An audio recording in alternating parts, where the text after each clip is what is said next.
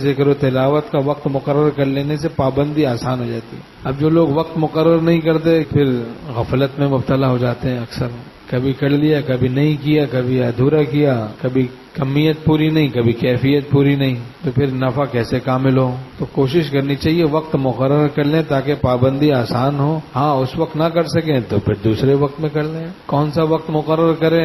بہت سے پوچھتے ہیں لوگ کہ بھائی کون سا وقت مقرر کریں؟ تو ایسا وقت مقرر کریں جس وقت نہ نیند آتی ہو نہ بھوک لگتی ہو اور جس وقت فارغ ہوتے ہوں، وہ وقت مقرر کر لیں۔ جس وقت نہ نیند آتی ہو، جس وقت نہ بھوک لگتی ہو اور جس وقت فارغ ہوتے ہوں، تو وہ وقت مقرر کر لینے سے پابندی آسان ہوگی۔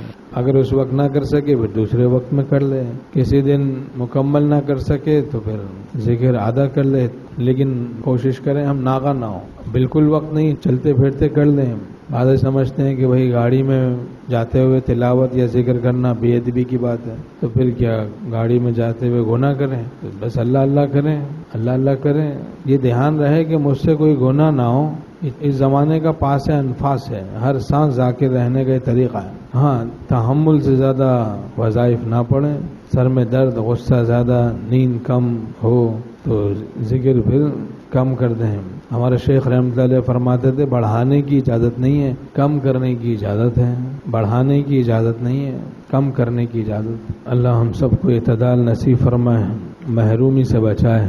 رسالوں میں وظیفے دیکھتے رہتے ہیں، بعضوں کو وظیفے پڑھنے کا شوق ہوتا ہے، جنات قابو کرنے کا شوق ہوتا ہے، وظیفے بہت زیادہ پڑھ لیے بیچارے پاگل ہو گئے، جن تو قابو میں نہیں آیا، دماغ خراب ہو گیا، پاگل ہو گئے۔